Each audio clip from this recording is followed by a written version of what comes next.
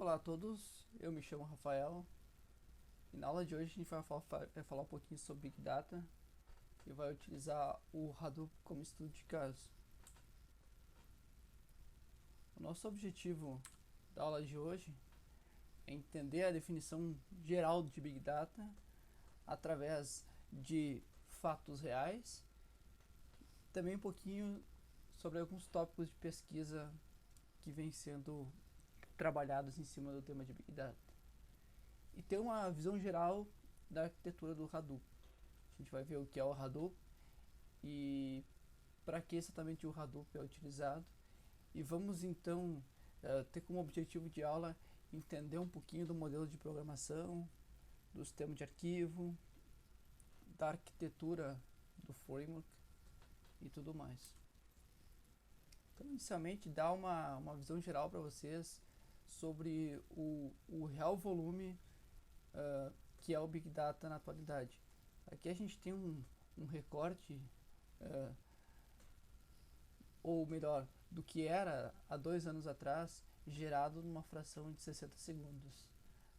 Basicamente, os maiores produtores de dados, desde aquela época até os dias atuais, vêm sendo as redes sociais, os mecanismos de busca, o vídeo streaming, como vocês podem ver ali o YouTube, que é o maior gerador de dados, de informação, e outras bases como Amazon, o próprio link de uma rede social e assim vai. Atualmente as fontes de dados são os usuários. É esse social life, essa ideia de rede social. Então, grande parte do Big Data ele é gerado dessas mídias sociais, do Twitter, do Facebook, e os mecanismos que geram esse tipo de informação são os dispositivos móveis, os telefones celulares, os tablets, os laptops, inclusive os computadores pessoais. É importante dar uma perspectiva, uma perspectiva futura para vocês acerca desse tópico, que indicadores de pesquisa apontam que para os próximos 5 anos nós teremos em torno de 50 bilhões de dispositivos interconectados na internet. Hoje a gente consegue fazer uma estimativa que temos em torno de 5 bilhões de dispositivos como telefones, computadores, gerando informação através dessas redes sociais e dessas bases de conteúdo. Então vocês consigam extrapolar um pouquinho o Big Data do futuro, certo? E essa nova tendência tecnológica ela é voltada como a internet das coisas. A ideia por trás é que tudo que possua valor de mercado ou significado vai de alguma maneira estar transmitindo e recebendo informação. Então, hoje temos usuários, sistemas virtuais gerando dados. Imagine no futuro podermos extrapolarmos de 5 para 50. O que será os próximos 5 anos? A gente tem uma série de questões para trabalhar sobre o que é o Big Data de hoje e o que será o Big Data do amanhã. Essa figura ela retrata os principais clientes atuais do Big Data. A gente tem aqui nessa imagem cinco tipos de mercados. O primeiro dele, lá no nosso canto superior, o das comunicações. Como a gente pode, por exemplo, verificar lá, a gente tem diferentes dispositivos gerando informação, e esse nosso Big Data central aqui, endereçado pelo Hadoop, ele está de alguma maneira processando essa informação que chega e recomendando conhecimento para o usuário. Uma linha bem conhecida, essa linha é fácil de caracterizar, de representar, porque ela está presente no nosso dia a dia, essa área do consumo. Vocês podem ver até ali o maior volume ele está centrado nessa questão do consumo da recomendação. Através, por exemplo, a gente pode pegar o perfil social de uma pessoa, informações que ela gera através de uma ID, como o RG da pessoa, o nome da pessoa, e consegue traçar padrões, ou seja, descobrir as linhas de consumo dessa pessoa, dado um rastro passado, e poder recomendar produtos. E o Big Data sempre é trabalhado como uma coisa muito grande. Não só porque ele é muito grande, mas também pelo potencial dele. Então, é tanta coisa, tanta ideia por trás que chega até a ser difícil pontuar em cada uma dessas áreas. Mas o Big Data também pode ser extrapolado para outras áreas, como para a automobilística. Ali a gente pode olhar pela atualidade, um recorte bem recente. A Tesla Motors, por exemplo, está usando muito Big Data para a questão da automação. Os veículos hoje em dia eles podem ser não tripulados. Os veículos têm autonomia para guiar uma pessoa sem que ela dirija o automóvel. E o Big Data tem sido utilizado para melhorar as rotas. Em determinados pontos que o GPS, todo o sistema de direção não possua como desviar de um obstáculo ou realizar uma manobra arriscada, ele vai pedir ajuda para o usuário vai intervir através da direção, vai realizar a rota, e esse conhecimento vai ser aprendido pelo mecanismo de Big Data para que numa próxima vez que esse mesmo obstáculo ou que essa rota estratégica for utilizada, ele possa usar do conhecimento anterior para gerar um conhecimento futuro. Ou seja, o Big Data está auxiliando os automóveis a cada vez mais irem além. Na questão industrial também, cortes, e imaginem lá que a gente tem uma máquina de automação que realiza cortes industriais a laser, poder melhorar o ganho através do traço. A gente vai salvando todos os movimentos e através desses dados conseguir automatizar o processo mais ainda e reduzir custos de movimentação do braço, e por aí vai. E na área médica também, eu inclusive estive vinculado a um projeto onde a gente fazia uso de ferramentas de Big Data para acelerar o processo de alinhamento e sequenciamento de DNA humano. Então, o Big Data está presente em várias áreas.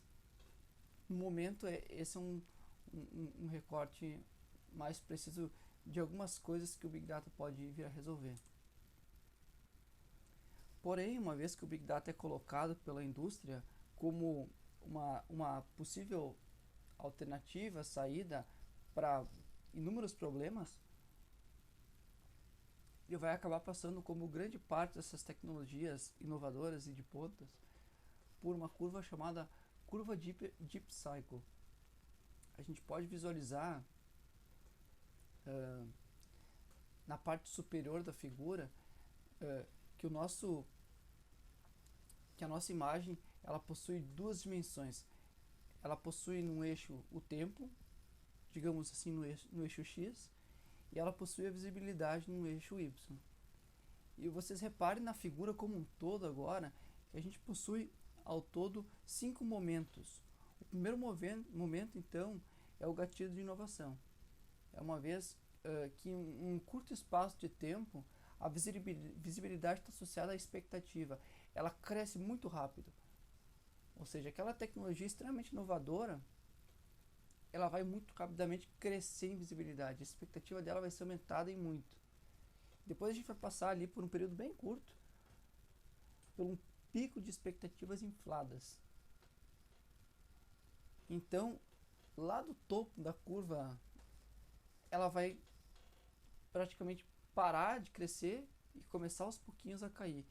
E aí que na terceira etapa a gente entra num vale de desilusões, como vocês podem ver ali, onde a visibilidade cai muito, mas a gente tem um longo tempo ali para que isso aconteça. E depois, claro, a gente tem um, uma quarta etapa onde a tecnologia ela vai amadurecer. Isso vai demorar muito tempo para acontecer.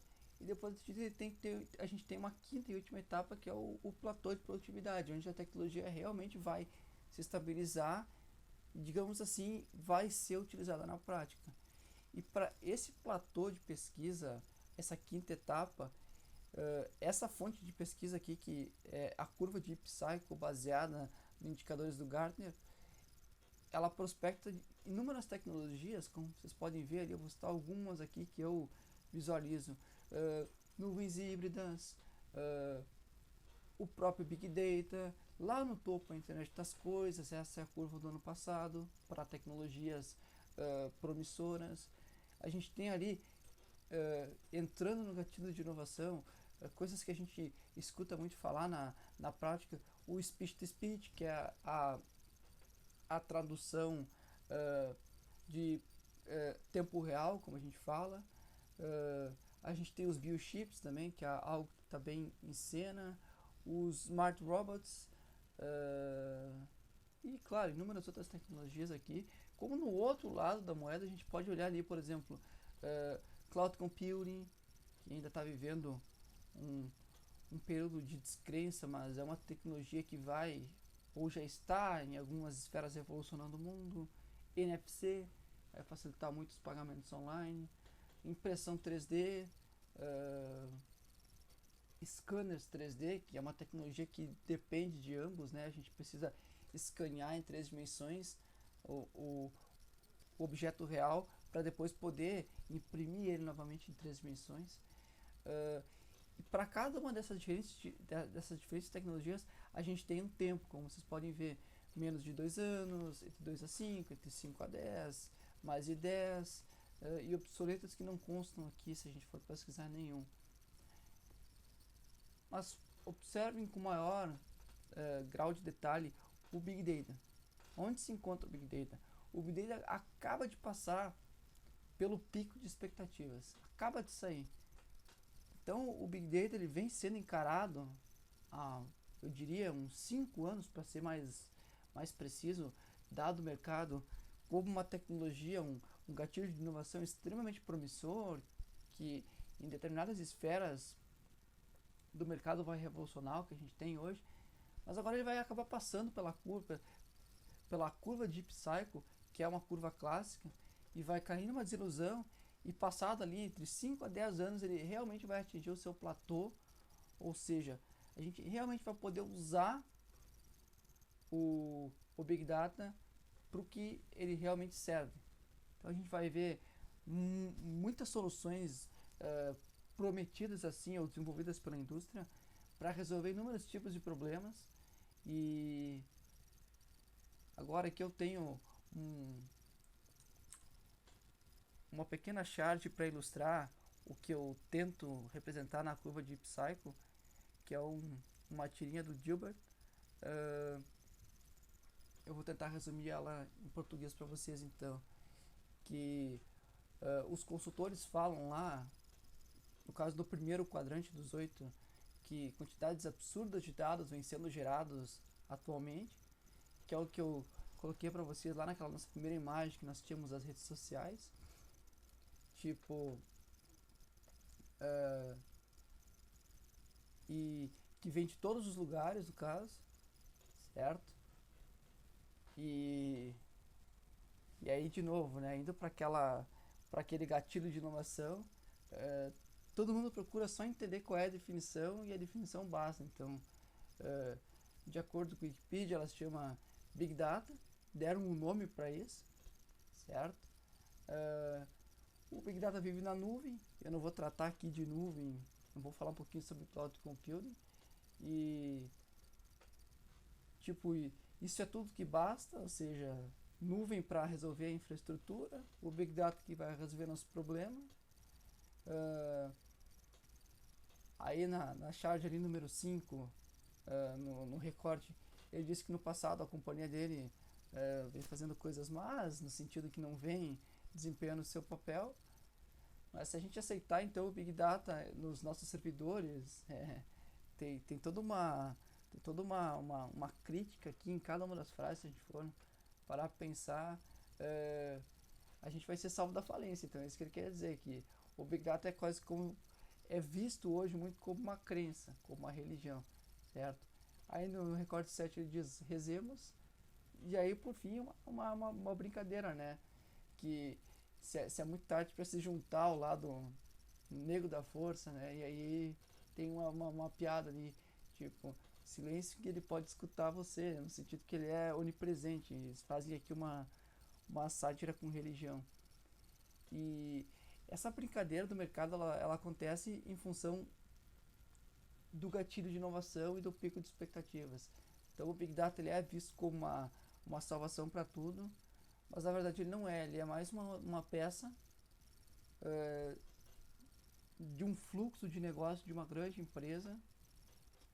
Como a gente tem vários setores que um depende do outro, o Big Data também ele vai no futuro se enquadrar como um novo setor, certo? Um setor, eu diria, na minha opinião pessoal, logístico de inteligência.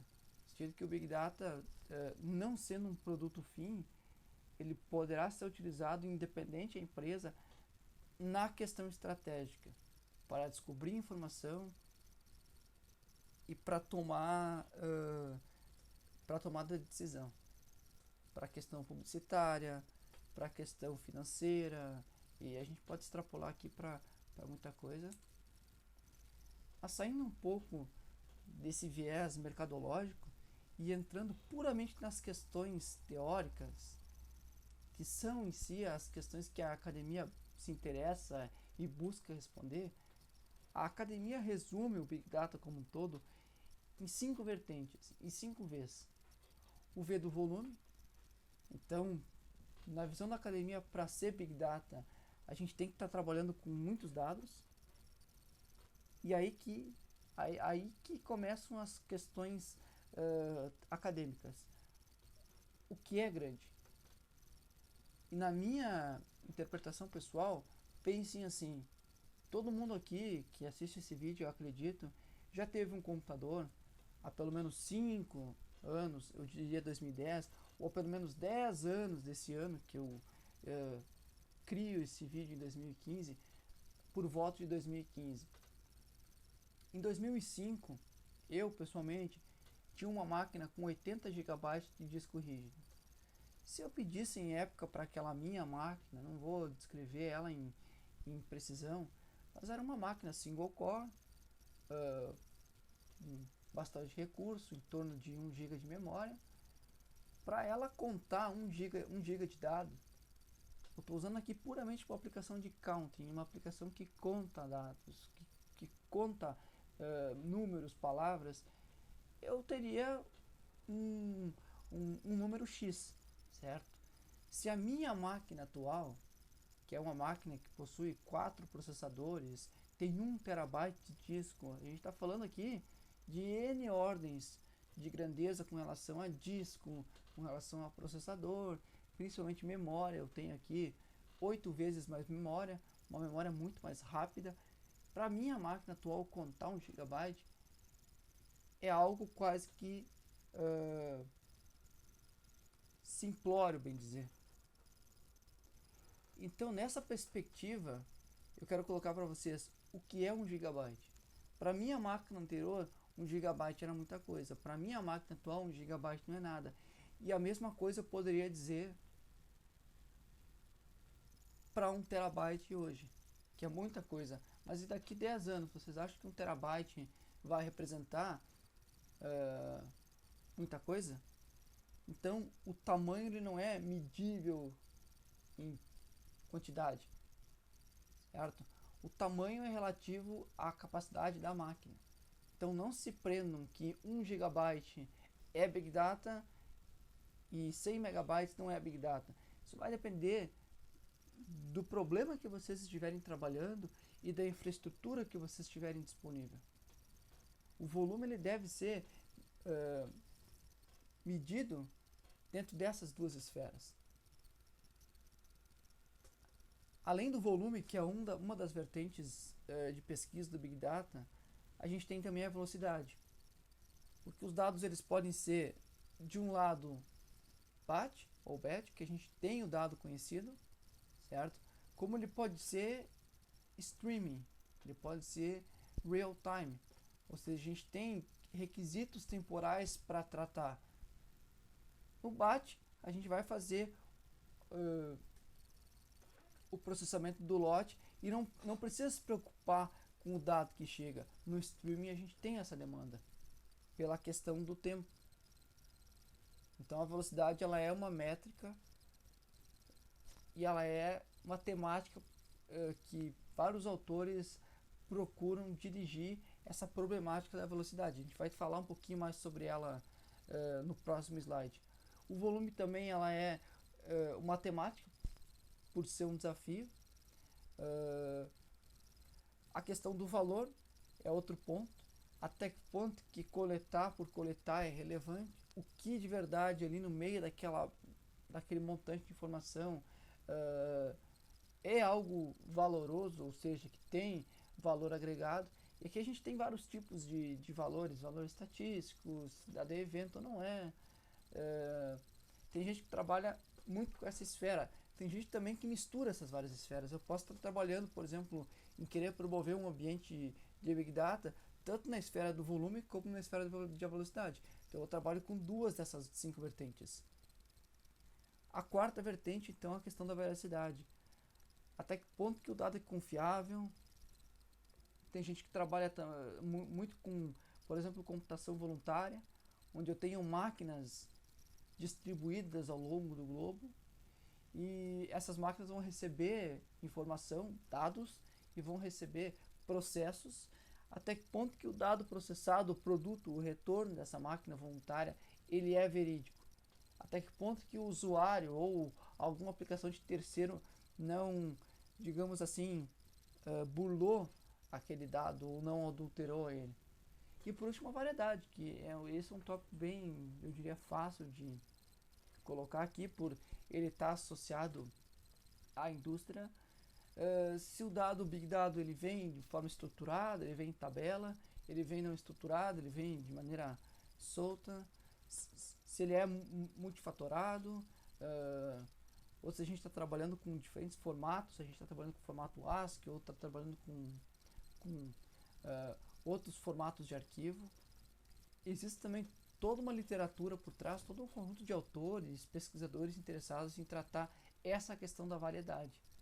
Também tem toda uma temática por trás aqui. E tem gente que sim, consegue fazer pesquisa em todas as áreas, aí vai da capacidade de cada pesquisador. Falando um pouquinho então sobre ambientes de Big Data, já que a gente está saindo um pouco da parte conceitual e entrando no que realmente existe, a gente tem lá naquele viés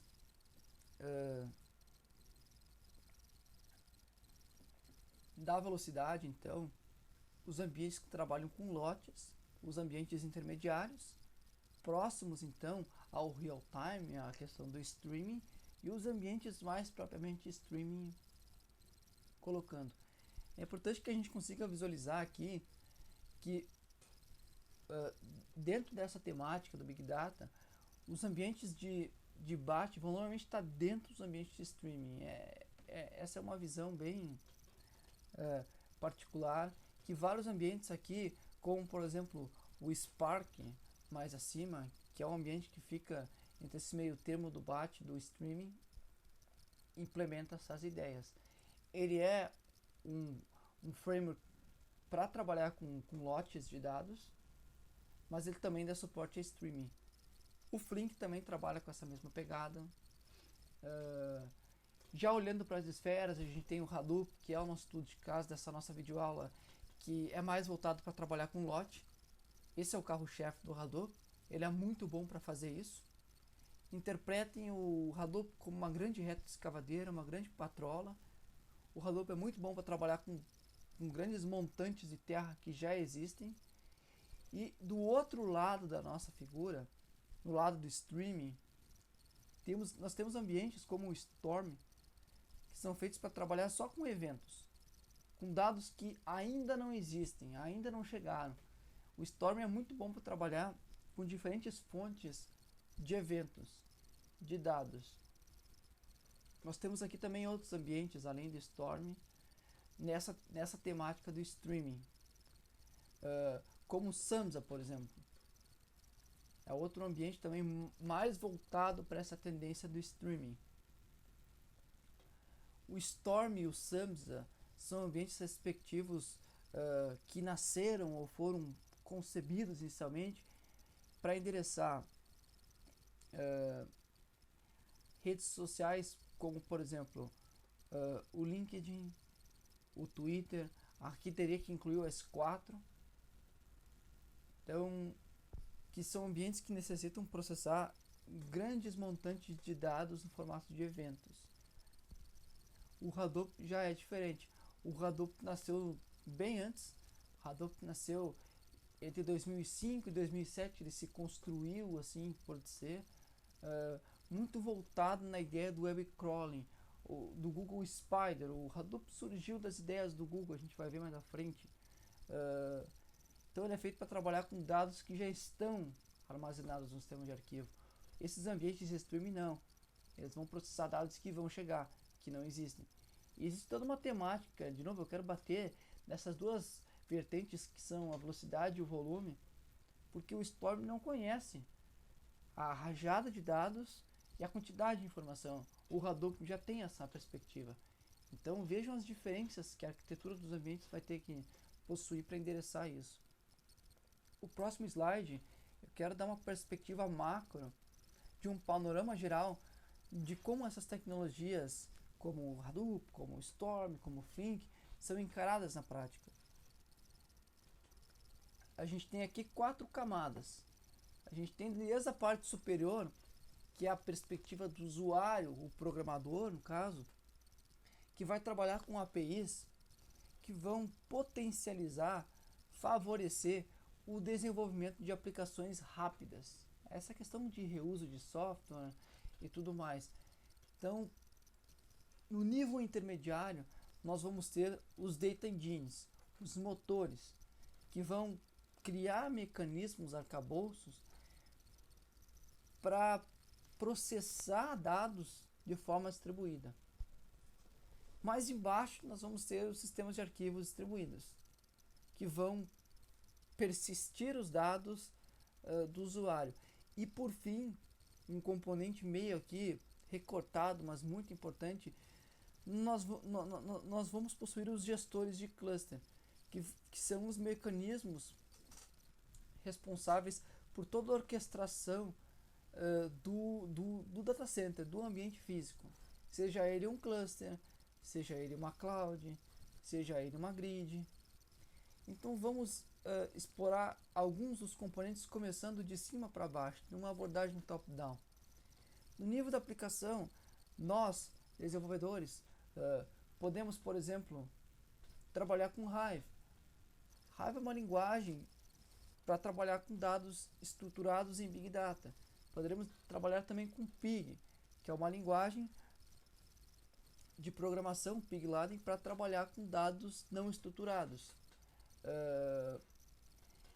E é importante que vocês entendam aqui esse landscape, porque cada um desses bloquinhos aqui, não todos, mas por exemplo, o Mahalt, o Hive, o Pig, o Flink, o Spark, o MapReduce, que é o Hadoop, eles são independentes. Esses 6 citados, eles são projetos Apache, eles são independentes. Porém, o Hadoop, por exemplo, o Hadoop ele incorpora o MapReduce, que é o Data Engine, ele incorpora o HDFS, que é o mecanismo de storage distribuído, e ele incorpora como aplicação o Hive, o Pig. É como se ou não, porque dentro da Apache o Hadoop possui milhares de desenvolvedores, muitos deles de empresas como a HP, como a Yahoo, como a Microsoft. E dado decisões de projeto, o pessoal do time do Hadoop decide que o Hive é oportuno, então o Hadoop vai suportar o Hive, o Pig é oportuno, então o Hadoop vai suportar o Pig. São projetos à parte independente. Esses desenvolvedores eles juntam tudo e disponibilizam um novo framework. Por isso que utilizando o Flink, o Data Engine Flink, vocês vão encontrar lá disponível suporte HDFS, suporte ao Kafka, suporte ao Pig, suporte ao Zookeeper. Então muitos desses componentes eles vão estar disponíveis. E esses frameworks, como por exemplo o Hadoop, que é o MapReduce, bem dizer, eles são extremamente expansíveis, então nada impede, caso não exista, esse caso vai existir aqui que eu estou comentando, mas por exemplo, de vocês pegarem o S3, que é um componente de storage da Amazon Web Services, e incorporar no Hadoop. Isso já existe. Nada impede que vocês façam isso, porque esses ambientes são facilmente expansíveis, desde claro que vocês entendam as particularidades do Hadoop e que vocês conheçam também as particularidades da S3 a ponto de introduzir essa nova feature no Hadoop. Muita gente trabalha dessa forma e contribui muito para a comunidade, porque todos esses caras aqui, todos esses componentes à parte que eu estou demonstrando para vocês, eles são open source e desenvolvidos por uma comunidade comunitária muito grande, muito grande mesmo. Então, começando a falar um pouquinho mais do Hadoop, saindo dessa perspectiva do Big Data, o Hadoop, ele por seu framework, é uma alternativa para tratar o Big Data. Ele até 2013 é oferecido numa versão 1x, pense analogamente como um Windows XP, e a versão 2x seria uma versão Windows 7. É uma versão um pouco diferente. O Hadoop incorpora novos componentes, certo? Que inclusive favorecem para nomenclatura de uma nova versão 2. Nesse tutorial eu vou apresentar a arquitetura do Hadoop 1, que é um pouco diferente da do Hadoop 2. A gente vai ver daqui 2 slides as diferenças. Por que então o Hadoop não trabalhar com Flink, não trabalhar com Spark? Primeiramente porque o Hadoop é um projeto open source. Isso é muito importante. Eu poderia dizer aqui porque o Hadoop não é uma ferramenta comercial como o InfoSphere da IBM, que é uma ferramenta paga, porque o Hadoop é uma ferramenta open source. Então, se vocês vierem encontrar problema, é fácil reportar para a comunidade, é fácil obter o código-fonte e tentar corrigir esse defeito. O Hadoop ele suporta muitas APIs de programação, muitas verticais, como Pig, como Hive, como Mahout. O Spark, por exemplo, o Spark é um framework, mas depois vocês vão entender a trajetória do Spark num outro tutorial que eu vou desenvolver nesse mesmo canal, falando um pouquinho do Spark, da arquitetura do Spark. O Hadoop ele é multiplataforma, ele é feito em Java. Então vocês vão conseguir rodar ele com facilidade em diferentes arquiteturas. Existem trabalhos que apresentam o Hadoop rodando em máquinas com arquitetura de conjunto de instruções Spark, ARM. Eu mesmo já rodei o Hadoop em máquinas Spark. O Hadoop roda com sucesso algumas coisas, não vou ser bem honesto com vocês. Ele possui alguns problemas para rodar alguns componentes. Eu inclusive estou gerando alguns reportes para a comunidade do Hadoop acerca. E o Hadoop possui wrappers que permitem que a gente desenvolva código, tanto Pig como MapReduce, em diferentes linguagens. Então o Hadoop cresceu muito ao longo de todo esse tempo em função disso. E claro, a principal vantagem de usar o Hadoop é porque ele é escalável. Conforme a gente aumente o volume de dados e conforme a gente use mais máquinas, tanto num cluster, que é um conjunto distribuído de máquinas dedicadas a mim, uma empresa, ou até uma pessoa física que comprou um conjunto de máquinas ao longo do tempo e pretende utilizar elas de maneira oportuna, como uma nuvem. Uma nuvem, então, pode ser uma nuvem pública, uma nuvem privada, uma nuvem híbrida. É importante colocar aqui para vocês o porquê do Hadoop. Eu diria que mais pragmaticamente, por ser uma das soluções mais aceitas e mais utilizadas na indústria. Então é importante que vocês conheçam o Hadoop, entendam os seus componentes e o seu potencial, que é a questão da escalabilidade. Então o Hadoop foi criado inicialmente em 2005. Ele se chamava Nut Project. Eu não cito aqui, mas recomendo, caso algum de vocês tenha interesse de ir mais a fundo no Hadoop, que leia o White Book, como é chamado, que é o guia definitivo do Tom White. Ele, se não me engano, já está na 5ª edição. Vocês vão encontrar a edição número 1, a edição número 2, a edição número 3, a edição número 4 e a edição mais recente número 5. E ela retrata toda a trajetória do Hadoop, o porquê o Hadoop é tão bom. Eu vou falar um pouquinho sobre isso, mas não da maneira como o Tom detalha em profundidade. Então, caso algum de vocês se interesse, vá mais a fundo, recomendo que adquira o livro. Só que é interessante que vocês situem aqui nessa introdução que inicialmente o Hadoop não era concebido para trabalhar com MapReduce. O Hadoop possuía um modelo de programação proprietária. O MapReduce ele só foi introduzido em 2004. Inclusive a Google, ela possui um paper onde ela apresenta um MapReduce. A Google, há 10 anos atrás, utilizava do modelo MapReduce como base do Google Spider, que é um mecanismo de busca do Google Search, que realiza todo o web crawler, que faz indexação da relevância, dado o conjunto de acessos de códigos HTML e tudo mais. Passado, se não me engano, 2 anos, o Google também disponibiliza o sistema de arquivos que o MapReduce utiliza, chamado Google File System, GFS. E o projeto Nut, então, ele é muito influenciado por esse paper. O criador do Apache, do então Project Nut, que é o Doug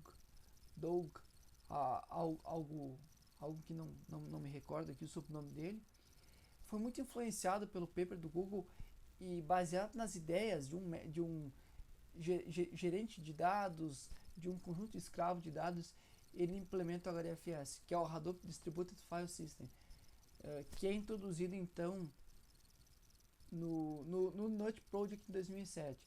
Nessa mesma época, o Doug então ele é contratado para trabalhar no Yahoo, e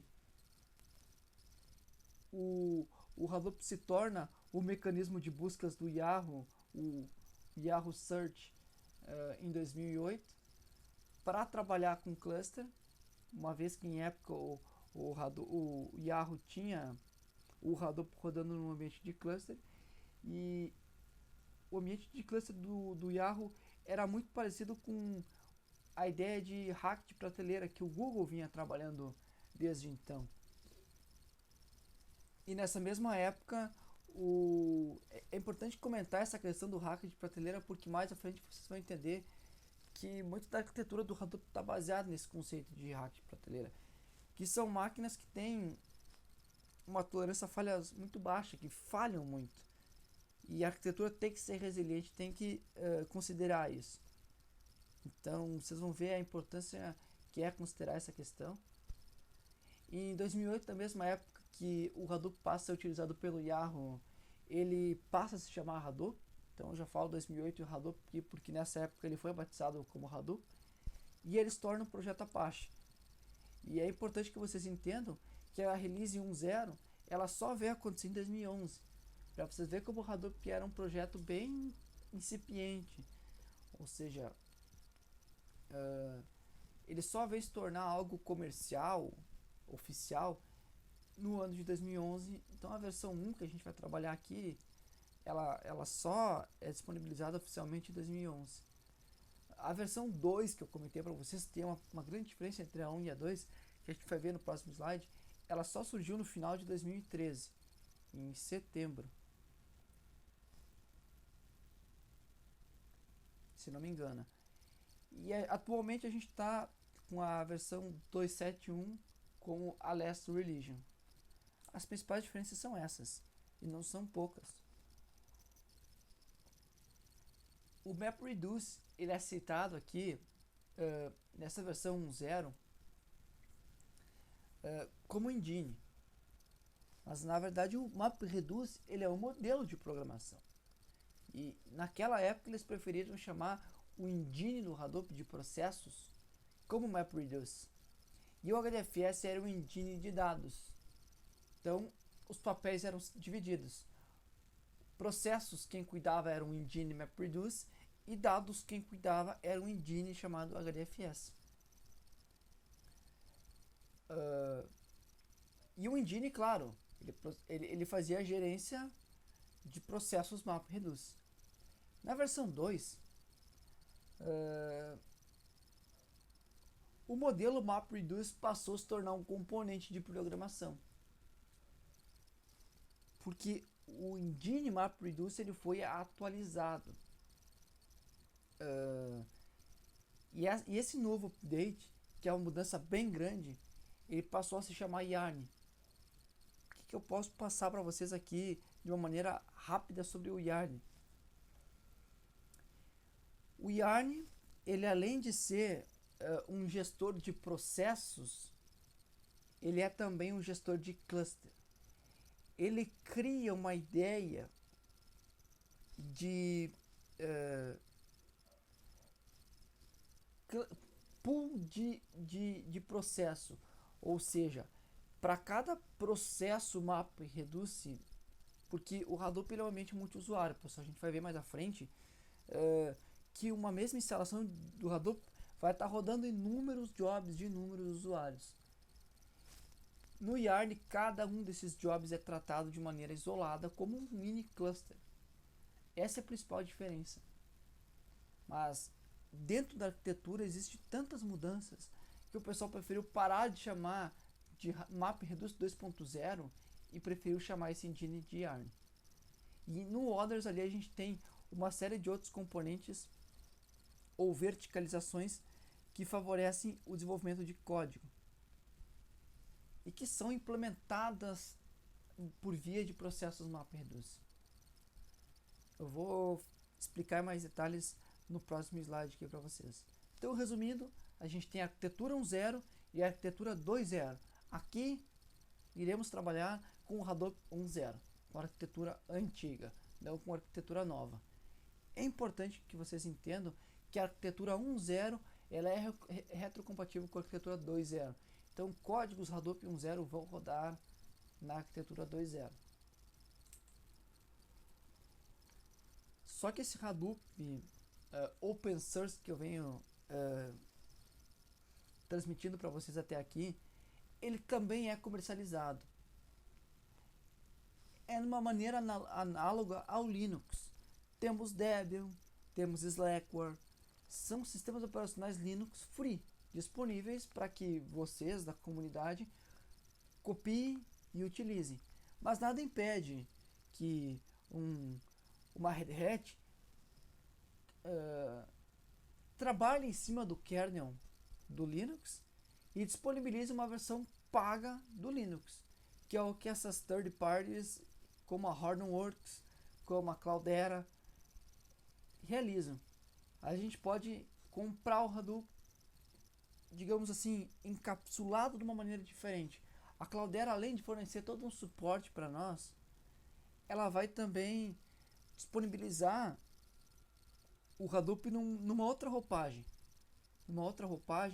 Teremos componentes aqui para facilitar o deploy em nuvem. Teremos aqui componentes para facilitar o deploy em cluster. Então é como trabalhar com o Hadoop como a gente conhece, open source, mas com uma roupagem diferente. Que é a mesma coisa que como trabalhar com Red Hat, uma analogia Linux. O Hadoop também ele é ofertado em cloud, como o HD Insights. O HD Insights é um serviço bem interessante até falar um pouquinho sobre ele, porque eu venho trabalhando mais a fundo como entusiasta. A Hortonworks presta serviço para a Microsoft. Então a Hortonworks pegou o Hadoop, como a gente conhece, da página Apache, e trabalhou ele em cima do Windows Server. Então o HD Insights é um serviço PaaS de plataforma pronto para uso. A gente vai lá na nuvem, com 2 cliques já tem o Hadoop rodando em um conjunto de máquinas virtuais específicas vinculadas para nós. E a Hortonworks disponibiliza o Hadoop para Windows, não para Linux. Existe uma versão Hadoop para Linux, se não me engano. Ela está em fase beta ainda de desenvolvimento, é algo bem recente, a gente está tratando aqui de questão de semanas. Como eu sou um usuário muito assíduo de Microsoft, então eu tenho essa vivência mais recente, e a gente tem algumas pequenas mudanças na sintaxe, mas mesmo assim o código fonte é padrão, é retrocompatível até onde eu sei. A Amazon também oferece em nível de plataforma o Elastic MapReduce.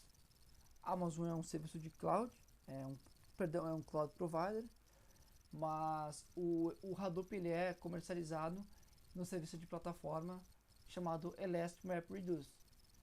Inclusive, eu vou aproveitar aqui o espaço, já que eu estou comentando.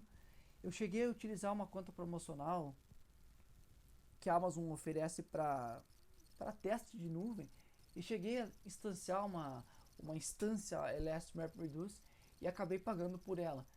Então, esse tipo de serviço não está disponível nas contas promocionais.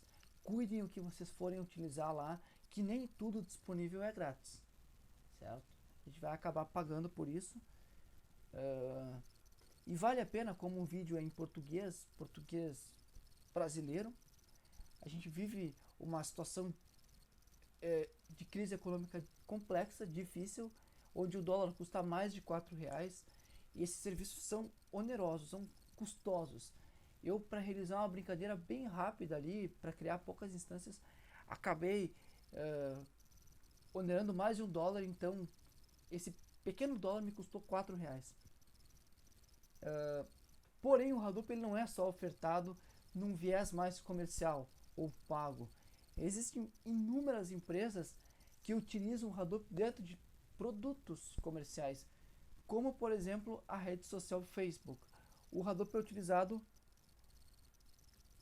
para processamento de dados do Facebook. O Facebook utiliza muito o Hadoop para Big Data, para fazer indexação e recomendação de perfil de usuário. O Yahoo, como eu já vinha comentando para vocês, utiliza na busca web. Até hoje, o Hadoop ele é lá um dos componentezinhos internos para fazer a busca. E pelo menos outras 50 grandes empresas utilizam o Hadoop como ferramenta computacional para promover o seu negócio. Então, nesse tutorial a gente vai trabalhar com o Hadoop 1.2.1, que é a arquitetura 1x, e vamos focar nas fundações, pessoal. Esse nosso tutorial é para falar da arquitetura, para falar dos motores principais do framework. Então a gente vai falar aqui do sistema de arquivos distribuído, que é responsável por fazer toda a logística, toda a gerência dos dados. Vocês podem ver ali na figura, mais exatamente dentro do quadradinho verde forte, redundância e armazenamento confiável, certo? E vamos falar também sobre o MapReduce como engine, como motor de processamento de processos. Você pode olhar ali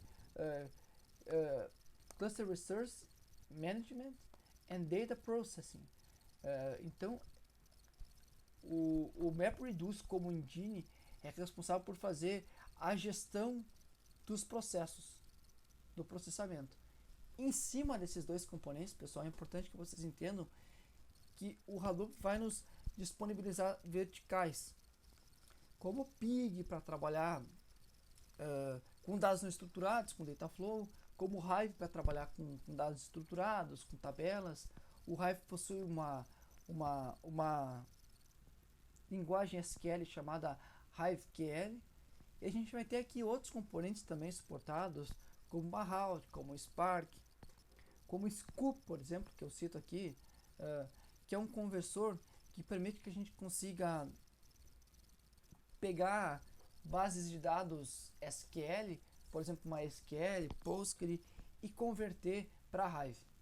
Então é bem fácil a gente pegar sistemas legados, digamos assim, sistemas já existentes, e converter para Hadoop e utilizar dessas nossas duas fundações aqui, que são o MapReduce para processos e o HDFS para dados, e conseguir utilizar essa capacidade escalável do Hadoop, certo? Aqui uma última figura, então só resumindo, essa arquitetura que eu venho comentando. Por baixo dos panos a gente vai ter o sistema de arquivo, a gente vai ter o modelo de programação implementado através de um engine, e em cima as fundações, como Hive, como Pig, como Scoop, que é aquela figurinha anterior, de uma maneira aqui mais ilustrada. Então vamos falar da fundação, do sistema de arquivo distribuído, do HDFS. Nós temos ainda 10 slides e agora, chegando ao minuto 50, eu tinha prometido uma aula de 40 a 50 minutos. Eu vou consumir mais alguns minutos para falar do Hadoop, para falar da arquitetura mesmo. Começando então pela fundação, pelo sistema de arquivo. Então o Hadoop trabalha com HDFS, que é um sistema de arquivo que tem como objetivo persistir o dado de forma distribuída. Então a gente vai pegar um dado, vamos pensar aqui de uma maneira pragmática. A gente tem um lote de dados que a gente capturou da web, a gente foi lá no Wikipedia, pegou lá um arquivo de 100 MB de dados, um arquivo ASCII de texto bruto. Esse arquivo de texto a gente vai armazenar num conjunto de máquinas. Vamos pensar aqui, para exercitar um pouco do lúdico, que a gente está rodando num cluster, nosso cluster. Temos 10 máquinas, cada máquina possui um HD, possui lá um disco rígido com uma capacidade infinita de armazenamento, e esse nosso arquivo de 100 megabytes, a gente vai escrever em 10 máquinas esse cara. Então a gente vai fracionar ele, vamos pegar o dado, vamos fatiar ele em pedaços e vamos escrever em cada uma dessas máquinas um pedaço. Consigam entender de uma maneira lúdica que se cada uma dessas nossas máquinas performa N megabytes por segundo de leitura e escrita, vamos aqui padronizar em 100 megabytes de leitura e de escrita. Nós estamos maximizando em 10 vezes a nossa capacidade de leitura e escrita de disco. A gente perde inicialmente um tempo para escrever esses dados lá, mas depois a gente vai conseguir ler e escrever dados 10 vezes mais rápido. Essa é a vantagem de trabalhar com um sistema de arquivo distribuído. E mais oportuno, como eu já vinha adicionando para vocês, o HDFS ele é projetado para trabalhar com máquinas de propósito geral. Então, vamos tentar ir um pouco mais além e trocar esse nosso cluster de máquinas extremamente resilientes, como máquinas industriais, racks HP, racks Dell, e vamos traduzir agora aqui por máquinas de prateleira. Vamos pegar máquinas de propósito geral que a gente compra em grandes atacados como Walmart, como Carrefour, e vamos empilhar essas máquinas. Puramente falando assim, máquinas de propósito geral, que não foram desenhadas para trabalhar 24 horas por dia e para não falhar em hipótese nenhuma. E vamos além, pessoal. Vamos imaginar que o nosso HDFS vai rodar no sistema de arquivo local. A gente já vai estar usando essas máquinas para outros propósitos. E esse é o alvo do Hadoop. O Hadoop é construído para rodar no sistema de arquivo que já exista lá. Essas máquinas então vão rodar um Linux convencional, certo? Claro, um Linux confiável, de long term. A gente vai pegar lá um Ubuntu Server que foi validado para rodar ininterruptamente no servidor, para ser resiliente, para não falhar, para não ter erros de implementação. Mas mesmo assim, por possuir essa característica de propósito geral, o nosso HDFS vai ser tolerante a falhas. Então ele vai implementar uma técnica de replicação de blocos. Lembrem lá, quando eu falei que nosso dado da Wikipedia de 100 MB vai ser fracionado em N partes e vai ser escrito nessas nossas N máquinas. A gente vai replicar esses blocos várias vezes, em diferentes máquinas. Então essa é a grande jogada por trás do HDFS. Ele vai escrever esse arquivo em vários pedaços e esses pedaços vão ser replicados N vezes. Aí vocês já devem começar a se perguntar, eu acredito, mas em quantas vezes essa réplica vai acontecer? Vocês vão decidir. Dado o tamanho dos arquivos, a taxa de falhas dessas máquinas de vocês, daqui a pouco o hardware é tão antigo que ele vai falhar tanto, então vocês vão ter que manter o número de réplicas mais alto para não perder esses blocos, que uma vez que vocês perdam o bloco, vocês não colocam lá duas falhas, réplica de 2 blocos, e daqui a pouco vocês têm 2, 3, 4 falhas, uma seguida da outra.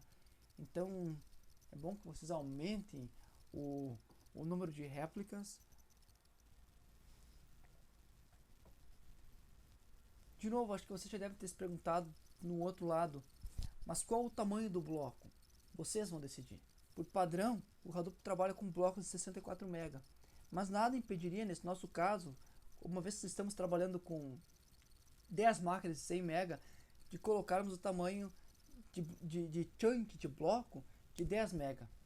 Então pegaríamos esse nosso arquivo de 100, particionaríamos em 10, uma vez que temos 10 máquinas para armazenar o dado, e cada bloco teria tamanho de 10 MB. E é importante também que vocês pensem nessa mensagem que o terceiro nosso tópico aqui do slide fala, que a implementação do HDFS ela é dirigida para que a gente escreva uma vez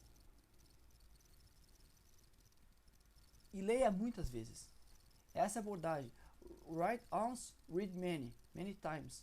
A gente vai escrever uma vez o dado lá e vai ficar lendo ele inúmeras vezes. Aí vocês podem imaginar, mas para que isso é útil? Imagine lá na época do Google, há 10 anos atrás, onde o Google ficava percorrendo a web todo o tempo e armazenando esses dados, esse lote de dados que não parava de aumentar e aumentar e aumentar e aumentar, e de tempos em tempos o Google precisava ir lá e revisitar aqueles dados. Então ele escrevia uma vez, ele tinha esse tempo sim, porque o dado vai chegar por uma máquina frontal. Imagine um cluster, uma máquina vai ser a máquina de front, a máquina que vai ser acessível ao cluster. Essa máquina que vai rodar o nosso gerente do sistema de arquivo. E as demais máquinas vão unicamente persistir o dado, e esse dado depois ele vai ser lido várias vezes. A gente vai estudar essa arquitetura no próximo slide. E também é importante que vocês saibam que o HDFS é padrão na indústria e o mais utilizado pelo Hadoop. O HDFS é o padrão. Se a gente for olhar nas implementações existentes do Hadoop na atualidade, veremos que o HDFS é o mais utilizado. Mas nada impede que o usuário utilize outros sistemas de arquivo. Como a gente viu lá naquele landscape, naquele retrato anterior, o Hadoop suporta inúmeros outros sistemas de arquivos. O HDFS é mais um deles. Chegando aqui então na arquitetura propriamente. Eu já vim antecipando ela um pouquinho para vocês. O HDFS trabalha com uma arquitetura mestre-escravo, onde um processo vai rodar numa máquina, vai ser o processo gestor de dados. Ele vai se chamar NameNode. Então, a função dele vai ser orquestrar as operações. Poxa, eu quero criar um diretório dentro do sistema de arquivo. O NameNode vai ficar responsável por realizar essa operação. Eu quero copiar dados. É o NameNode que vai ficar responsável pela logística, pela gestão desse comando que eu for disparar. Lembrem de novo que o Hadoop é um sistema multiusuário. Então, eu possuo acesso ao Hadoop que está instalado nesse cluster fictício de 10 máquinas que a gente vem usando para exemplificar aqui. Mas nada impede de eu criar nesse cluster 100 contas, 1000 contas e outras 1000 pessoas criarem e removerem diretórios desse sistema de arquivo. E o NameNode vai ficar responsável por realizar essas operações. E o DataNode vai ser o escravo. E a gente vai possuir ali, vocês podem olhar o N na frente, N DataNodes. Cada máquina do cluster, lembrem do nosso cluster de novo, temos lá nossas 10 máquinas, certo? Uma dessas máquinas vai rodar um NameNode, vai ser mestre.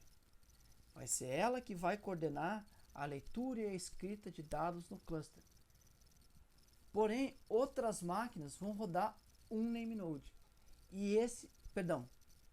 Inúmeras outras máquinas vão rodar um DataNode, que vai ser um componente responsável por armazenar dados e responder a dados. Ou seja, realizar a leitura e a escrita de dados. Então, lá naquele nosso hack, a gente poderia colocar para que cada uma dessas 10 máquinas rodasse um DataNode. Ficasse responsável por persistir o dado. Só que uma dessas máquinas vai rodar 2 serviços. Vai ser ao mesmo tempo o gestor de tudo e também vai persistir o dado. A gente vai ver mais à frente através de figuras isso representado. Então, de novo, o nosso sistema de arquivos ele é baseado em diretórios. Dentro dele a gente vai ter, como essa figura branca aqui está ilustrando, teremos um barra e teremos lá diretórios e subdiretórios. E o HDFS, através então do NameNode, vai nos permitir criar, remover, ler, escrever, criar e remover diretórios, claro, e ler e escrever dados dentro desses diretórios. E essas operações vão ser gerenciadas pelo NameNode. Os dados, como eu vim adiantando para vocês, vão ser particionados em pedaços. E esse chunk, esse tamanho de pedaço, pode ser parametrizado na instalação do Hadoop. Por padrão, ele tem 64 MB. Se vocês não definirem através de um arquivo XML, o Hadoop vai, a cada novo dado que vocês escrever, criar um bloco para ele de 64 MB. Se vocês escreverem, por exemplo, um dado de 128 MB e o tamanho do chunk for de 64, ele vai criar 2 chunks. Se vocês escreverem um arquivo bem pequenininho de 5K ou de 64K, ele vai criar um chunk, correto? Essa é a estratégia que o Hadoop trabalha para persistir dados. Então o NameNode ele vai ser responsável por gerir essas réplicas também. Por exemplo, eu vou persistir aquele nosso arquivo lá de 128 MB com chunk size 64, então eu tenho dois chunks para escrever. O chunk 0 eu vou colocar na máquina 5, porque eu sou o NameNode e eu coordeno a logística, né, a gerência no local onde que o dado vai ser escrito. E eu também sou responsável pela replicação dos dados. Se eu olhar lá que o fator de réplica é 2, ou seja, para cada bloco eu tenho replicando 2 vezes, esse primeiro chunk eu comentei que eu vou colocar na máquina 5, porque eu sou o NameNode. Eu coordeno a logística, a gerência dos dados. E a segunda réplica eu vou colocar na máquina 10, porque eu sou o NameNode. O Hadoop ele tem essa visão do sistema distribuído, nesse nosso caso um cluster, e é ele que vai gerir, é ele que vai gerenciar em quais locais os dados vão ser colocados. E também é interessante que ele vai utilizar o Heartbeat, que é uma estratégia de gestão para controlar a saúde do dado. Pensem assim, aquele chunk que eu falei, que o NameNode colocou inicialmente num fator de réplica de 2, na máquina 5 e na máquina 10, do nada a máquina 10 parou de operar. O que isso significa na arquitetura do HDFS? Que a máquina 10 parou de emitir uma mensagem de tempos em tempos, se não me engano, por padrão, o Hadoop trabalha com 100 milissegundos. A cada 100 milissegundos, cada uma das máquinas que rodam um data node envia uma mensagem para o namenode dizendo: estou viva, estou viva. Se essa mensagem parar de vir no determinado tempo, a gente pode parametrizar também esse tempo. Essa é uma das vantagens do Hadoop. Todo ele é parametrizável. Ele começa a aguardar mais tempo, e dado uma tolerância interna, ele ignora aquela máquina. A máquina 10 não opera mais. Aquele data node parou de operar. Então ele precisa tomar providências. Ele sabe que o DFS é 2, que o número de tolerância a falhas é 2. Então ele procura uma outra máquina no cluster, a não ser a 5, que esteja rodando o data node, e informa o seguinte: máquina 5, transmita o seu chunk de 64 MB para a máquina 3, uma vez que a 3 roda um serviço de data node. E a máquina 5 irá transmitir para a máquina 3 o chunk. De novo, o namenode é responsável por toda a gestão de dados. E o namenode também vai realizar o balanceamento de carga quando necessário. Imaginem vocês que por alguma razão a execução esteja acontecendo, e eu vou mostrar para vocês que o processo MapReduce, mais à frente, claro, ele vai ler dados e vai escrever dados. E essa escrita ela começa a se tornar inconsistente.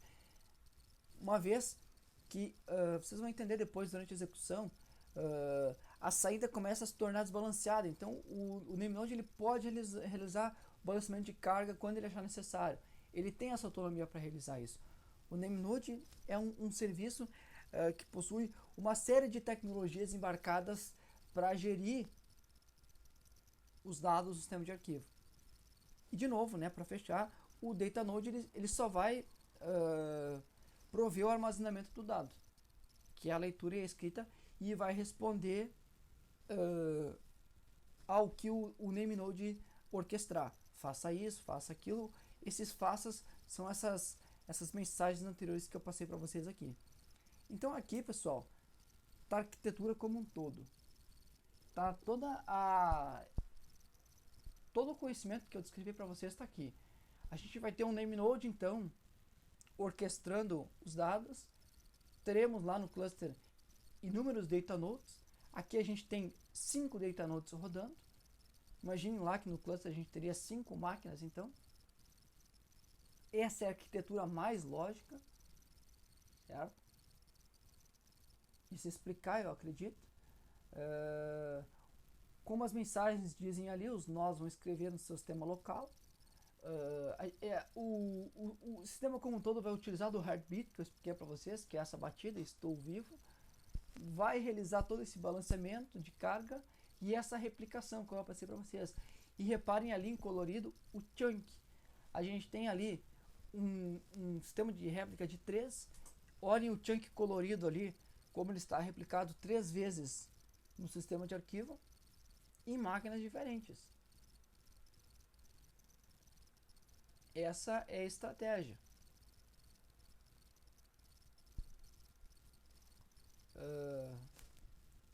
Então, continuando aqui, a gente vai entrar agora no modelo de programação. A palavra MapReduce, ela é, como vocês já devem ter observado, designada para descrever o engine e o modelo de programação, que são assuntos correlatos, mas são diferentes. Eu vou explicar para vocês aqui o modelo de programação. É a partir dele que nós, desenvolvedores, precisamos criar as nossas aplicações Hadoop.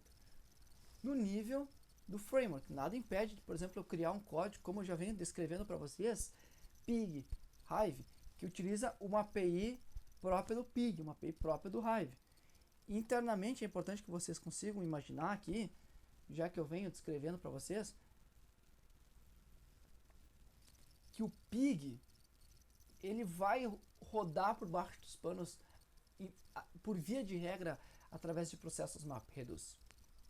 Então o MapReduce ele é um engine.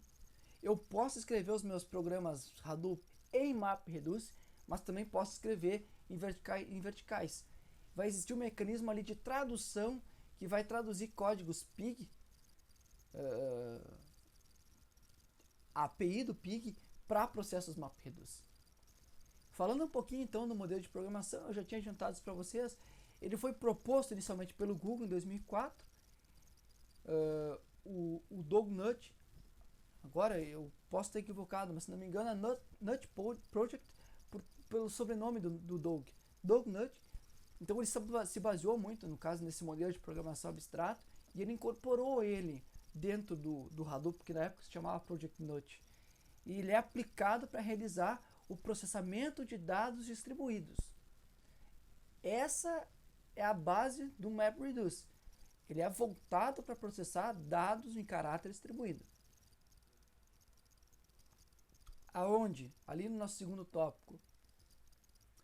O map vai processar dados que estão armazenados através de chunks, de pedaços, e o reduce ele vai puramente receber a saída do map. E essa, vocês vão entender agora na próxima figura, ela compila tudo, certo? Toda o data flow do MapReduce. Então todo o reduce ele vai depender de um map. Mas entendam, pessoal, que necessariamente um map não precisa estar conectado no reduce. O map vai ler do sistema de arquivo, vai processar, vai realizar alguma lógica, eu vou mostrar isso para vocês, e vai escrever no sistema de arquivo. E o reduce vai coletar essa informação e vai processar de volta a saída do map. Eu vou depois explicar, existe uma etapa intermediária chamada shuffle. Na explicação rápida a gente ignora o shuffle, mas tem muita coisa envolvida no shuffle, e vocês vão entender por quê. O reduce ele simplesmente concatena a saída do map e escreve de novo no sistema de arquivo. E assim esses processos se repetem, pessoal. Assim esses processos se repetem. A saída do reduce pode estar conectada no map, a saída do map pode estar conectada na entrada de um outro map, e o sistema de arquivo é muito utilizado aqui como ponto de coleta. E toda essa transmissão, desde a entrada do map, a saída do map, a entrada do reduce, a saída do reduce, é feita através da lógica de tupla chamada chave-valor, onde uma chave ela representa um ID, é como se fosse um indicador, certo? E o value é o valor. Vocês vão ver aqui a importância da chave-valor. E é importante também que vocês já consigam entender agora que processos MapReduce eles vão acontecer de maneira independente e de forma paralela. Então, eu vou fazer umas analogias para que vocês entendam na próxima figura. Nós vamos ter muitos processos map rodando em diferentes máquinas e vamos ter muitos processos reduce rodando em diferentes máquinas. E mais à frente vocês vão começar a se perguntar, poxa, mas quantos processos map eu preciso para esse meu tamanho de entrada? Uma vez que eu tenho 100 MB, eu tenho 1 GB, eu tenho 10 GB. Aonde que eu vou mapear naquelas minhas máquinas esses processos map, esses processos reduce? Isso não importa, porque o Hadoop possui uma lógica tão acurada que ele vai conseguir calcular para vocês, dado o tamanho do cluster. Eu tenho 5 máquinas que possuem data nodes persistindo chunks, e eu possuo 5 máquinas também para processar os dados. Eu ainda não expliquei a arquitetura do engine MapReduce, que vocês vão entender também, mas lá vão estar gestores capazes de processar processos MapReduce. E o engine MapReduce vai conseguir olhar para tudo isso e vai dizer, eu vou disparar 5 processos map e 2 processos reduce. E de uma maneira, digamos assim, perfeita, uma vez que vocês podem tentar colocar mais processos map ou menos processos map, o tempo de execução vai ser próximo do ótimo. Então o Hadoop é muito bom para realizar esse cálculo do número de processos necessários. E como eu disse, então, essas questões são calculadas conforme o tamanho da entrada, o número de máquinas, e o Hadoop é muito preciso com relação a isso. E aqui, pessoal, Aqui então está uma figura análoga do que eu venho explicando para vocês, do modelo de programação MapReduce.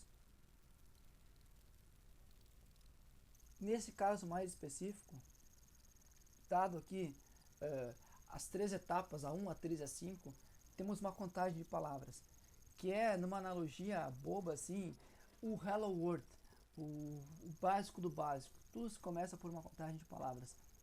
Então, inicialmente, entendo, teremos lá o nosso NameNode, que vai fazer a gestão do sistema de arquivo.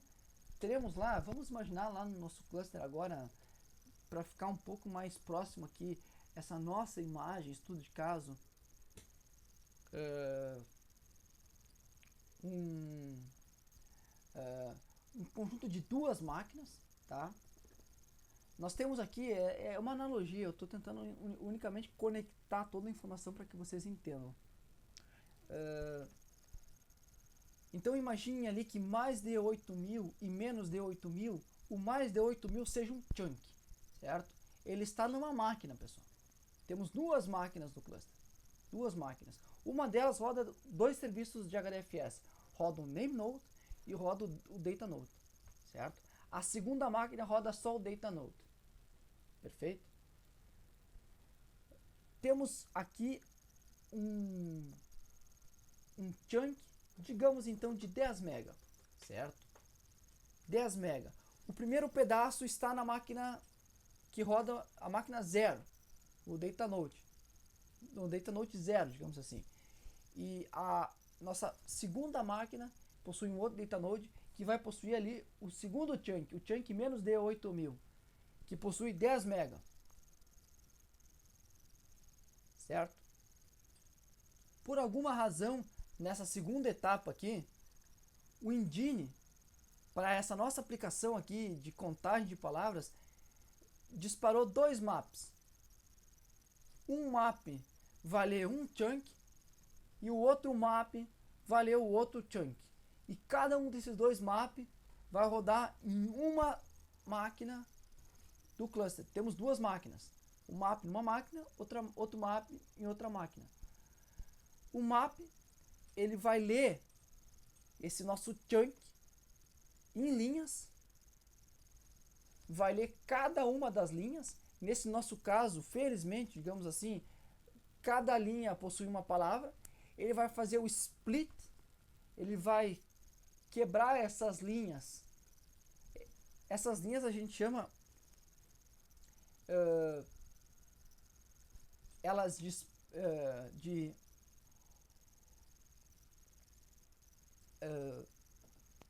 eu me esqueci como que a gente chama a leitura de linhas, mas tudo bem. A gente vai ler o arquivo em linhas, a gente vai fazer o split dele através de um string tokenizer. Eu estou aqui usando um pouco da sintaxe do Java, eu estou traduzindo o conteúdo que tem dentro do map, entendeu? E para cada palavra que a gente encontrar, pessoal, a gente vai gerar uma chave valor, porque é assim que o word count funciona. Lembrem lá no slide anterior, eu teria que voltar um slide aqui para que vocês entendam. No terceiro tópico, dados são transmitidos em tuplas de chave e valor. A chave vai ser a palavra e o valor vai ser 1.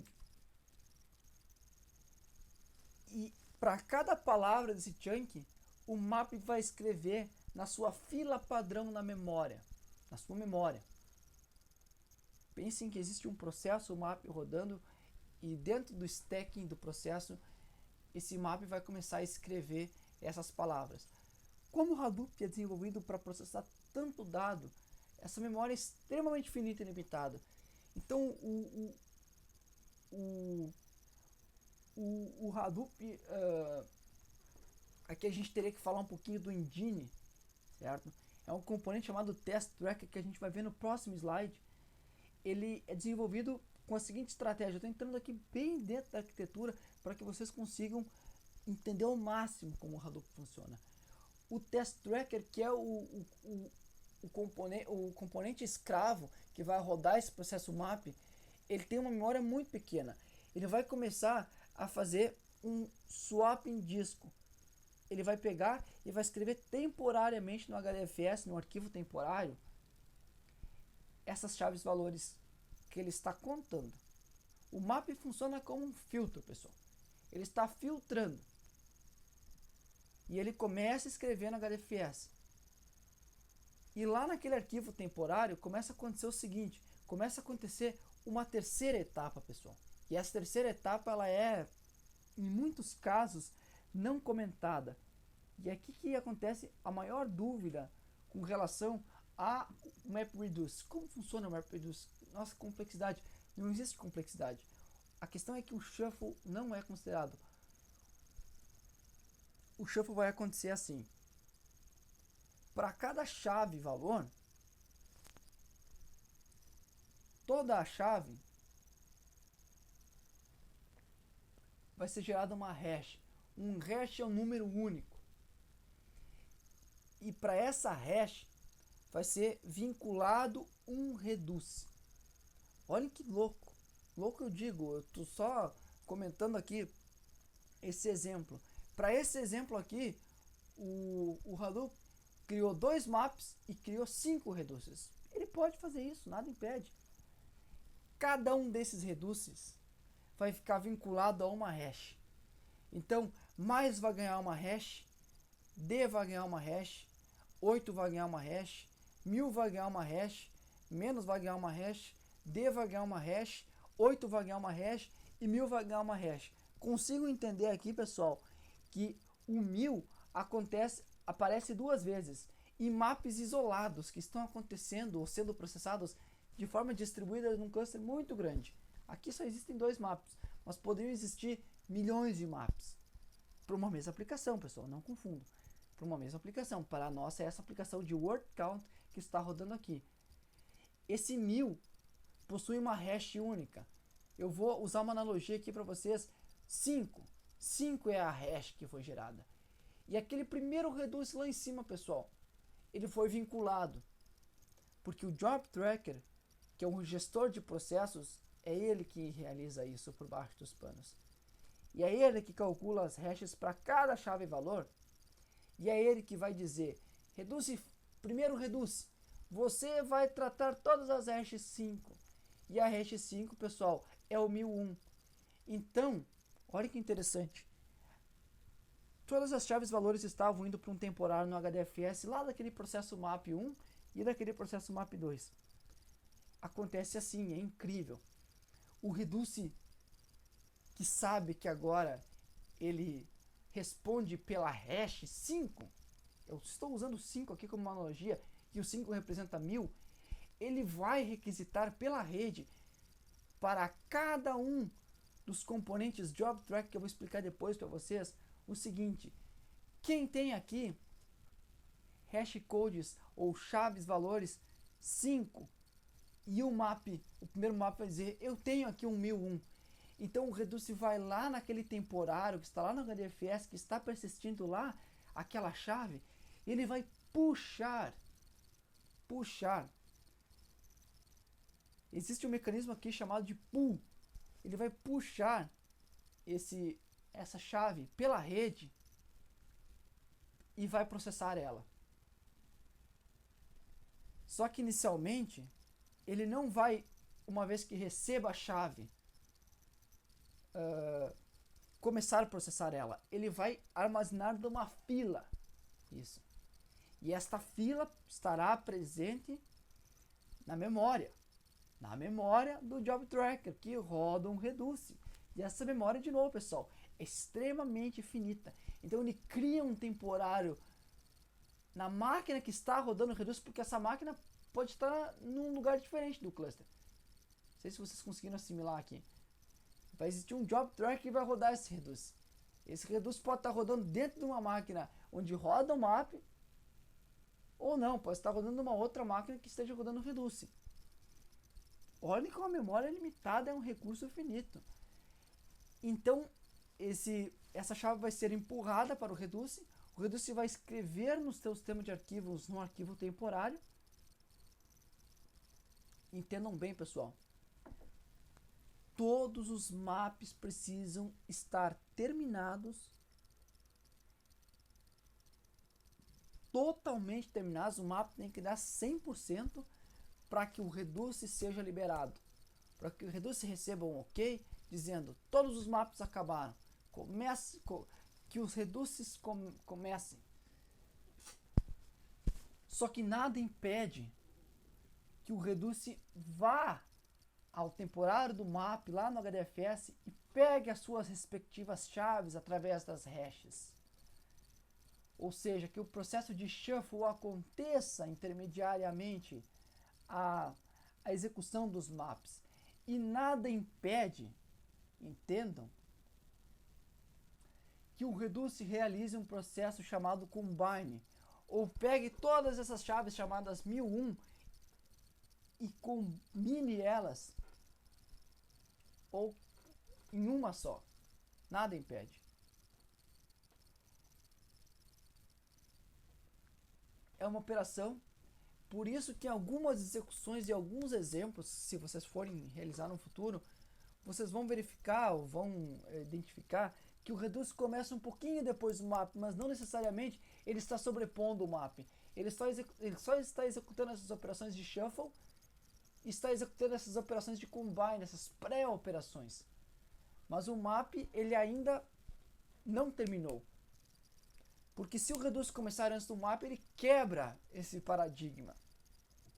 Esse processo precisa acontecer em etapas distintas.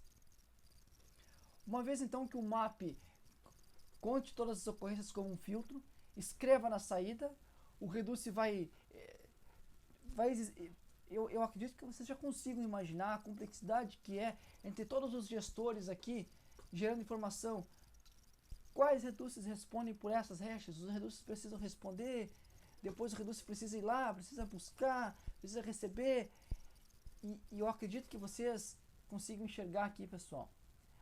O overhead de rede só acontece durante o shuffle. Lembrem que o Hadoop é dirigido, a computação é dirigida aos dados. Os processos map e reduce, eles vão aonde que o dado está persistido. É facílimo mover processos, porque o processo não tem tamanho algum. Já o dado ele é muito grande. Eu acredito que vocês já consigam entender que os chunks são grandes. E esses chunks representam muitos dados. Porém, o shuffle é a etapa que mais onera a rede. E a rede num cluster é o recurso mais valioso. É o recurso mais caro aonde a latência situa-se. Então, se vocês forem realizar a codificação de uma aplicação Hadoop que realize muito shuffle, ou seja, que exista muita troca de chave-valor, vocês precisam configurar o cluster de vocês ou a cloud de vocês de uma maneira que a rede seja muito boa, porque senão o overhead vai ser tamanho que a aceleração não vai ser tão alta. A aceleração é o que se espera. Se espera que conforme mais máquinas estejam disponíveis, o desempenho seja relativo a essas N máquinas, aceleração, speed up. A redução, então, ela vai nada mais nada menos que entendam aqui, e é importante que cada reduce vai ficar responsável por uma hash. Teremos aqui nessa nossa lista de mais um D1, 81, 1001 e assim por diante, inúmeras hash codes e chaves valores. Vocês conseguem concordar aqui que imagine que não existissem apenas 8 linhas, existissem 80, 800, 8000. Cada reduce vai ficar vinculado a inúmeras hash codes, inúmeras. E é importante comentar para vocês que cada reduce trata cada conjunto de chave-valor isoladamente. É assim que funciona o processo. Cada hash é tratada isoladamente. O reduce, nesse nosso caso do word count, ele só vai contar o número de ocorrências e vai escrever na saída. Então ali a gente pode verificar que o D ele apareceu duas vezes em dois maps diferentes, porque dois chunks distintos possuem D. Nós poderíamos trocar aqui essas palavras, por exemplo, por ocorrências de automóveis, e depois poderíamos pegar essa saída desse reduce e realizar um único map de toda essa saída e ordenar ele através de um simples sort. Um map, então, rodaria um sort. A gente poderia, por exemplo, contar o número de automóveis, de ocorrências automóveis e verificar. Imaginem que aqui eu estou só adaptando o word count para uma série de problemas reais. Nós estamos usando aqui esse arquivo HDFS como um balanço de troca de óleo de automóveis. A gente quer verificar quais os automóveis, modelos de automóveis que mais trocaram o óleo por alguma questão, para a gente saber possíveis problemas. A gente poderia aqui ordenar, por exemplo, a trending topic mais citada. Poderia usar isso para de repente, não sei, investir em alguma área, ou a gente pode utilizar a saída ordenada para outras buscas. Então, buscar a concorrência disso em outros arquivos. Lembrem que temos aqui uma aplicação, mas a ideia é concatenar essa aplicação com outras aplicações e assim por diante. Então, nós não serão apenas em etapas, em duas etapas, uma etapa map e uma etapa reduce, que toda a aplicação vai estar contida. Teremos operações atômicas aqui sendo realizadas através de maps de reduces, como filtros, ordenações e assim por diante. Então, saindo um pouquinho do modelo de programação, eu incitei várias vezes o motor de programação MapReduce, até para que vocês conseguissem entender como aquela execução prática que eu tentei demonstrar para vocês estava ocorrendo. O motor de programação MapReduce, que está em cima lá do sistema de arquivo, naquela figurinha análoga que eu estava utilizando com vocês, ele se baseia numa arquitetura mestre-escravo também, pessoal. Então, um componente, que é o Job Tracker, ele vai ser responsável pela gestão da aplicação. Eu acredito que agora vocês já têm uma visão bem detalhada do que é gerir um processo MapReduce. Dentro do lado da geração das hashes, vincular um reduce a uma hash, gerar o número de maps, o número de reduces, dado o tamanho do cluster, dado o tamanho da entrada. Quem realiza isso é o Job Tracker. O Job Tracker tem um papel muito, muito, muito grande dentro do cluster MapReduce, ou dentro do Hadoop. E o Test Tracker é o contrário. Ele é um processo que vai ficar responsável só por executar maps e reduces. Essa é a função do Test Tracker. E vocês conseguem entender que o Test Tracker tem um papel muito importante, porque é ele que vai realizar todas aquelas operações de ler do sistema de arquivo, de escrever de novo no sistema de arquivo, de ficar responsável por se comunicar com o Job Tracker e informar que ele tem uma determinada chave-valor com hash e tal, e ele tem o processo reduce com determinada hash. Então é uma comunicação pequena aqui. Tudo isso envolve a rede, vocês já podem imaginar, certo? Mas é pequena comparada ao shuffle. Lembrem lá, na hora que as chaves-valores forem ser transmitidas, ali acontece uma rajada de uso de rede muito grande. E se a aplicação de vocês trabalha muito com essa troca de chaves-valores, vocês precisam de novo tunar o cluster de vocês ou a cloud de vocês para que a rede não seja um empecilho, porque existe um bottleneck, um gargalo muito grande ali. Perfeito?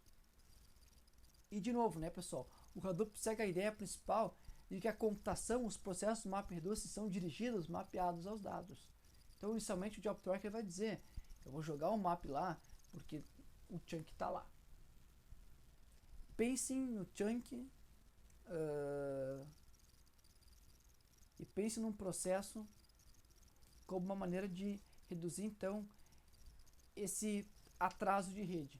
Eu não vou transmitir um chunk de um lugar a outro, só vou transmitir em caso de falha.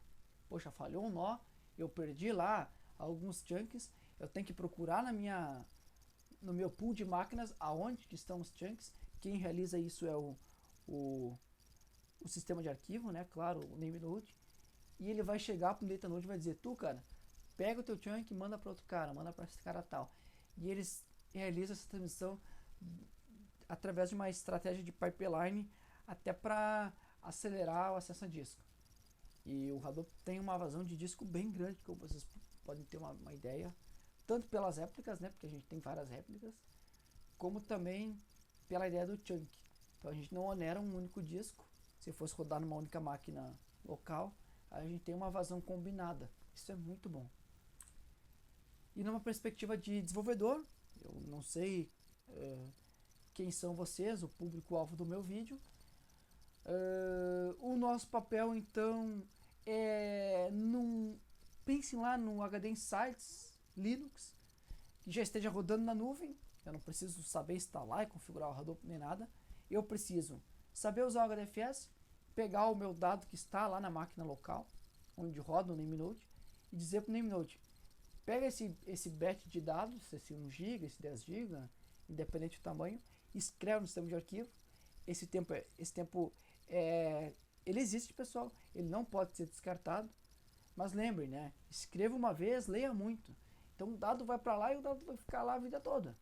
E a gente vai engenhar esse dado muitas vezes. O Hadoop tem essa perspectiva. O Hadoop é feito para isso. O Hadoop é que nem o Big Data, pessoal. Ele não é a solução para tudo, mas ele serve para muita coisa. E existem vários tipos de aplicações desenhadas nesse formato. E também, né, eu inverti a ordem aqui, mas não vai mudar o que eu quero colocar para vocês. E a gente, claro, a gente precisa codificar a aplicação MapReduce. A gente precisa, de alguma maneira, pensar através da estratégia MapReduce. Que eu vou ler dados distribuídos, particionados em pedacinhos, ou não, né? Porque daqui a pouco eu pego e escrevo tudo numa saída, eu quero usar essa saída, e essa saída não vai estar distribuída. Vai estar num único Reduce, ou em vários. Eu vou explicar para vocês isso mais a fundo.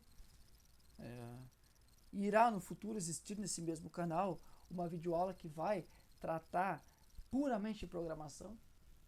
Então a gente vai trabalhar com o Hadoop na prática, com Pig, com Hive, com MapReduce. Então o nosso papel é escrever o dado e escrever o código nessa ideologia, nesse viés.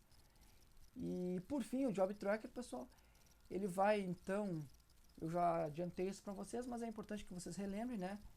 Definir o número de processos MapReduce de acordo com o número de máquinas e vai definir o local onde é que esses processos vão ser executados de acordo com a localização dos dados, porque os processos são dirigidos aos dados e não o contrário. Isso é muito importante e essa é uma característica do Hadoop. E aqui então está a visão macro, está toda a arquitetura mestre-escravo do sistema de arquivo distribuído e a arquitetura mestre-escravo do gestor de processos MapReduce. Poxa, seria mais fácil explicar aqui para vocês a partir dessa figura, mas não. Toda essa construção, que até então já leva 1h40, um pouquinho menos, ela foi feita para que vocês entendam não apenas como o Hadoop funciona, mas toda a temática por trás do Hadoop. Então quem acompanhou o vídeo puramente pelo viés da pesquisa, eu acho que já consegue encontrar alguns pontos de falha e já consegue de repente detectar. Imagine um Hadoop rodando num ambiente heterogêneo, onde as máquinas têm diferentes performances, aonde que o heartbeat demora mais ou menos para vir. Então, nossa, pessoal, ainda assim é uma temática em aberto. Ainda assim, para quem quer fazer um mestrado, quem quer fazer até um doutorado na área, é possível. O Hadoop tem muita temática em aberto. Então vamos falar um pouquinho da figura, de uma maneira prática. Eu sou cliente, então olha lá. Eu quero inicialmente me conectar no sistema. Eu vou falar um pouquinho dos dados, tá, pessoal? Então eu falo ali com o NameNode, com o Job Tracker. Eles estão rodando numa máquina, como eu falei para vocês. Aqui o cara que desenhou essa figura, eu só adaptei ela, inclusive eu me auto-cito aqui nessa apresentação. A pessoa então optou por conectar esses dois caras numa máquina separada, mas como eu comentei para vocês, nada impede que eles estejam rodando numa máquina que desempenhe os serviços mestre-escravo, isso é possível. Então eu vou chegar com o meu dado, como eu passei para vocês como desenvolvedor, e eu vou comentar para o NameNode. NameNode, escreva o meu dado no sistema de arquivo. E se vocês olharem na legenda ali colorida, eu tenho 3 files, A, B e C. Imaginem, um texto, um PDF e uma imagem. O NameNode está trabalhando aqui com um sistema de réplicas igual a 3. Então, ele vai... olhem ali a numeração das máquinas. Máquina 1, 2, 3 e 4. Ele vai olhar para a máquina... Vai pegar o arquivo C e vai dizer, máquina 2, receba uma réplica.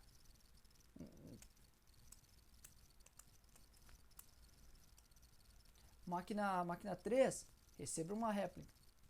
Máquina 4, receba uma réplica. Aqui ele não está trabalhando com a questão do chunk.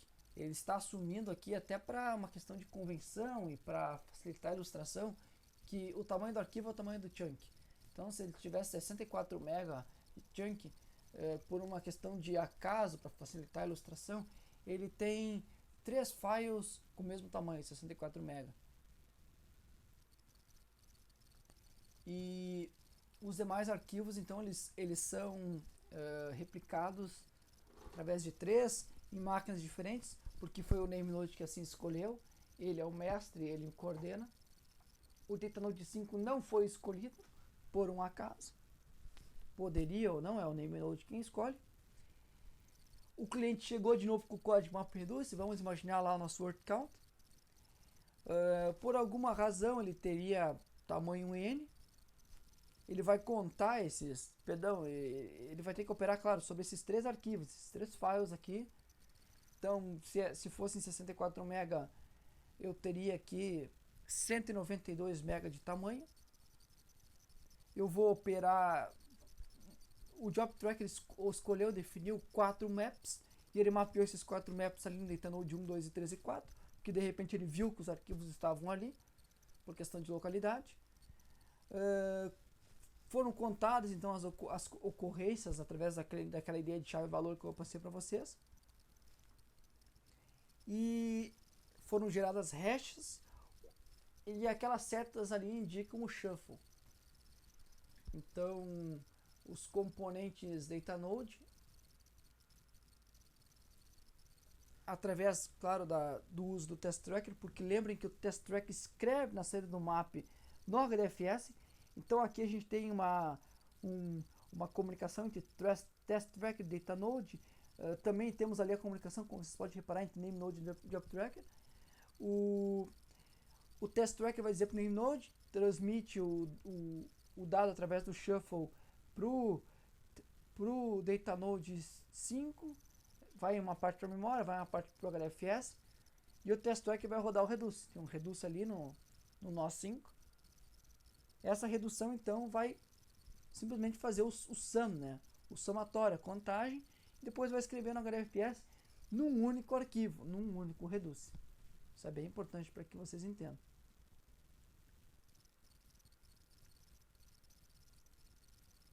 E essa arquitetura toda, esse é o Hadoop in Deep. Eu só acredito que tenha conseguido explicar de uma maneira mais rápida para vocês, uma vez que eu recapitulei todo o conhecimento necessário em todos os slides anteriores. Então, por fim, pessoal, para fechar nossa aula,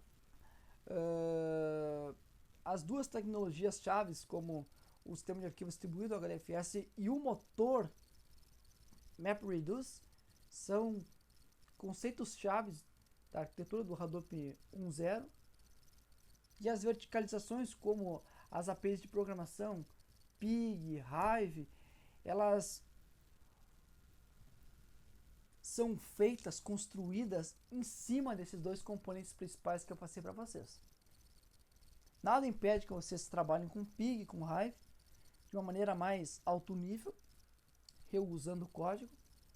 Lá vão existir operações, funções práticas para automatizar a criação de dados e tudo mais, o acesso a dados.